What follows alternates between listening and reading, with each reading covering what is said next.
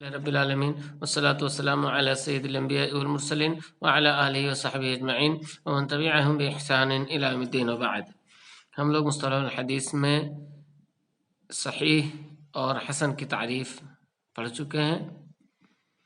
اس سے پہلے ہم لوگ خبر متواتر اور خبر احاد اور اسی طرح سے احاد کی جو قسمیں ہیں، مشہور، عزیز، غریب، سب پڑھ لیا ہے، اور اس میں پھر ہم نے قبول اور رد کے اعتبار سے جو اس کی چیزیں تھیں، جو قسمیں تھیں، وہ پڑھنا شروع کیا تھا، جس میں صحیح اور اس کے بعد حسن ہم نے پڑھ لیا ہے۔ تو جو صحیح اور حسن پڑھا ہے ہم نے صحیح لذاتی اور حسن لذاتی ہی پڑھا ہے۔ آج ہم صحیح لغیرہ اور حسن لغیرہ پڑھیں گے۔ آج ہم لوگ صحیح لغیرہ اور حسن لغیرہ پڑھیں گے۔ تو جب ہم نے حسن لذاتی ہی پڑھ لیا تو پھر صحیح لغیرہ پڑھنا آسان ہے، اس لیے کہ حسن لذاتی ہی اگر اور حسن لذاتی ہی پا جائے تو پھر وہ صحیح لغیرہ ہو جاتی ہے۔ یعنی کچھ حدیثیں ایسی ہوتی ہیں جو بذات خود صحیح ہوتی ہیں، وہ اپنی سند کے اعتبار ہی سے صحیح ہوتی ہیں۔ کچھ حدیثیں ایسی ہوتی ہیں جو اپنی سند کے اعتبار ہی سے حسن ہوتی ہیں، لیکن کچھ حدیثیں ایسی ہوتی ہیں کہ وہ بذات خود صحیح نہیں ہو پاتی ہیں، یعنی صحت کے مرتبے تک نہیں پہنچ پاتی ہیں، حسن ہوتی ہیں اس لیے کہ اس میں راوی کے یہاں حفظ میں تھوڑی کمی پائی جاتی ہے۔ تو اگر کوئی اور حدیث ہے جو اسی مرتبے کی ہے، حسن درجے کی ہے، یا اسے تھوڑا اور اونچے درجے کی ہے، اس میں راوی اس سے تھوڑا اور اچھے حافظے والا ہے، لیکن اس درجے کا نہیں ہے کہ وہ صحیح کے درجے تک پہنچ جائے، تو ایسی صورت میں دو تین حدیثیں جب مل جاتی ہیں حسن حسن، تو اس کو صحیح لغیرہ کہہ دیا جاتا ہے کہ بذات خود تو صحت تک نہیں پہنچ پاتی حدیث، لیکن صحت کے مرتبے تک اسے کچھ سندوں نے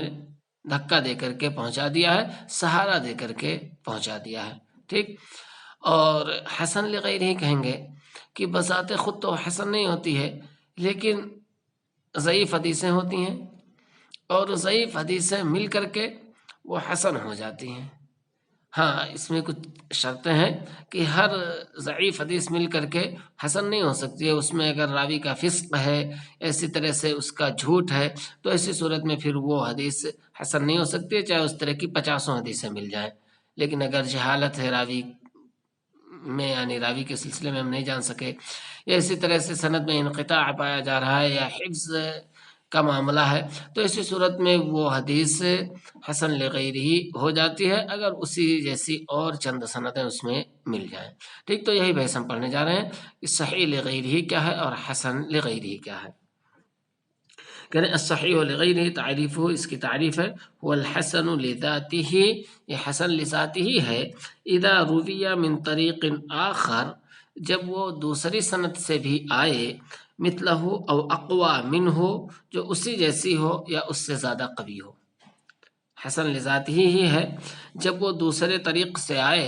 دوسری سند سے آئے جو سند اسی جیسی ہو یا اس سے زیادہ قوی ہو، تو وہ حسن کس درجے تک پہنچ جاتی ہے؟ دو حسن ہو گئے تو صحیح لغیرہ کے درجے تک۔ وسمی صحیحا لغیرہ، کہنے اس کو صحیح لغیرہ کہا جاتا ہے، لأن الصحت لم تأتی من ذات السند، کیونکہ یہاں پر صحت اس سند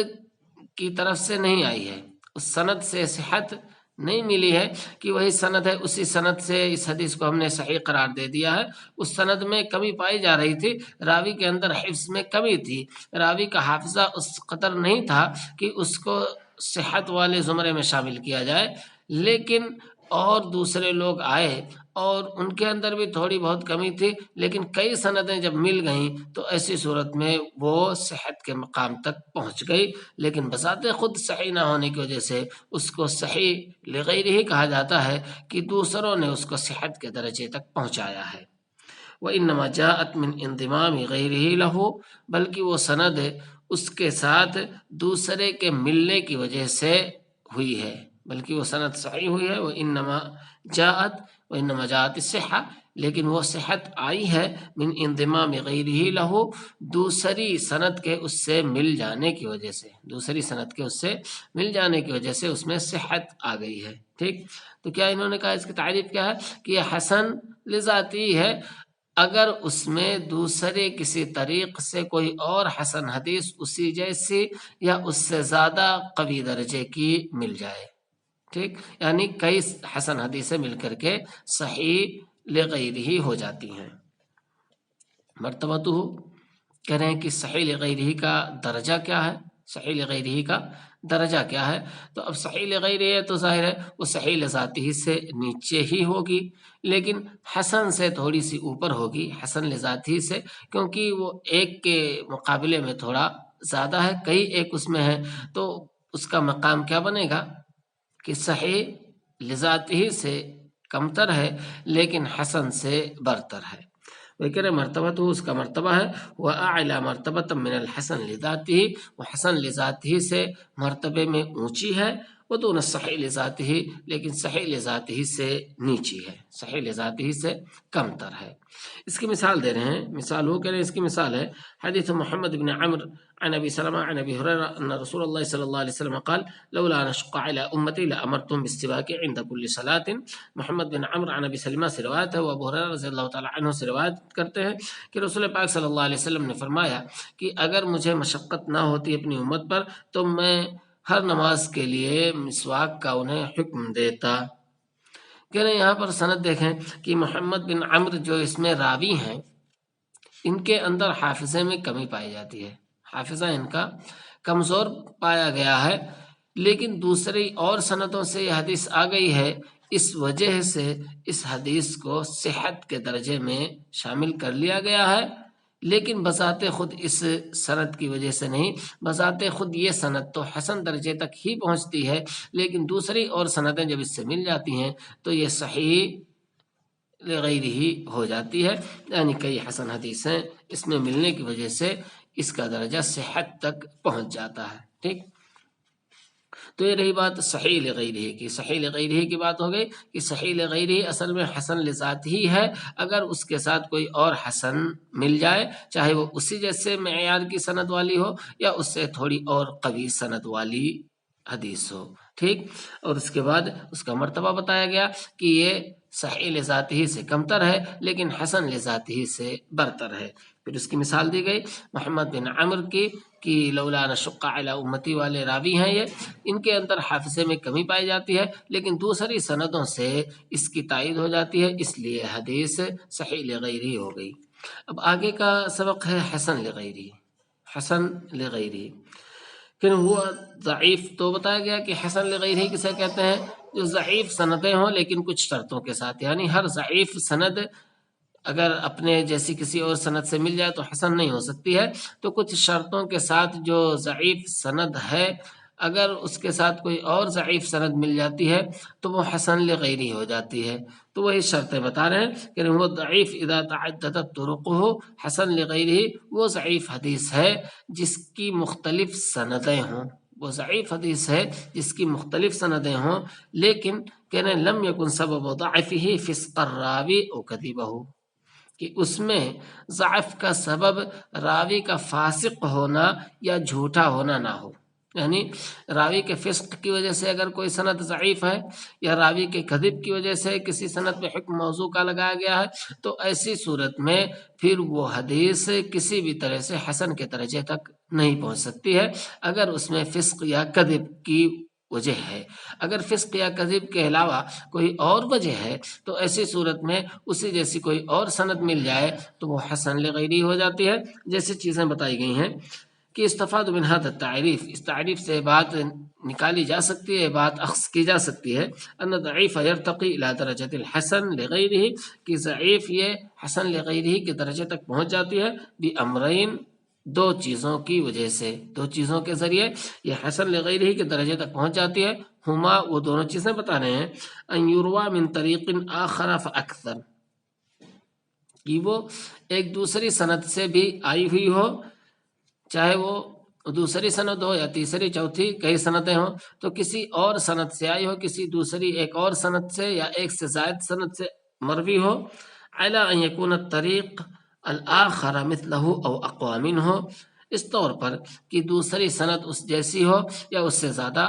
قوی ہو، جیسا کہ پیچھے حسن کے سلسلے میں آپ نے پڑھ لیا. ٹھیک چیز یہاں بھی وہی ہے.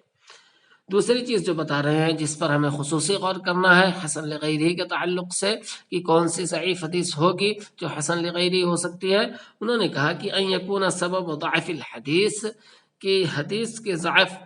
کا سبب، حدیث کے ضعیف ہونے کا سبب ہو اما سوء حفظ راوی ہی، اس کے راوی کا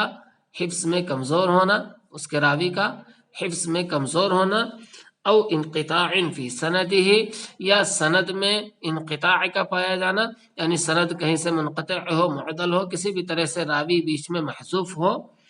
او جہالت فی رجالہ، یا اس کے رجال کے سلسلے میں جہالت پائی جاتی ہو، کوئی راوی ہو جو مجہول العین ہو یا مجہول الحال ہو،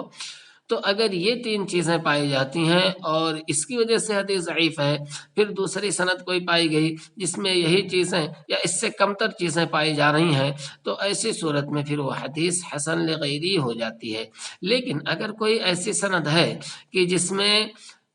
ضعف کی وجہ جو بتائی گئی ہے وہ فسق ہے، راوی کا فاسق ہونا ہے، یا یہ کہ راوی پر جھوٹ کا الزام لگایا گیا ہے، تو پھر ایسی صورت میں وہ حدیث اپنے مرتبے سے اونچی نہیں اٹھ سکتی ہے، وہ موضوع یا ضعیف ہی رہے گی، اس سے اوپر اس کو نہیں اٹھایا جا سکتا ہے۔ پھر اس کا مرتبہ کیا ہوگا؟ جیسے آپ کو مرتبہ بتایا گیا کہ حسن صحیح لغیرہ کا مرتبہ کیا ہے، تو حسن لغیرہ کا بھی کچھ مرتبہ ہوگا، تو کہہ رہے ہیں اس کا مرتبہ ہے الحسن لغیرہ ادنا من ادنا مرتبۃ من الحسن لذاتہ، کہ حسن لذاتہ سے مرتبے میں تھوڑا کم تر ہے، حسن لذاتہ سے مرتبے میں تھوڑا کم تر ہے، جیسا کہ صحیح لغیرہ صحیح لذاتہ سے کم تر ہے، اسی طرح سے حسن لغیرہ حسن لذاتہ سے کم تر ہے۔ پھر بنی علی ذلك انه لو تعارض الحسن لذاته مع الحسن لغیرہ قدم الحسن لذاته،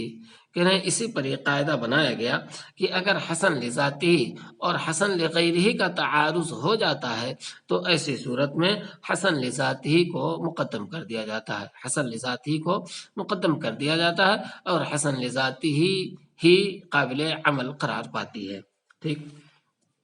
اب کہنے اس کا حکم کیا ہے؟ یعنی حدیث تو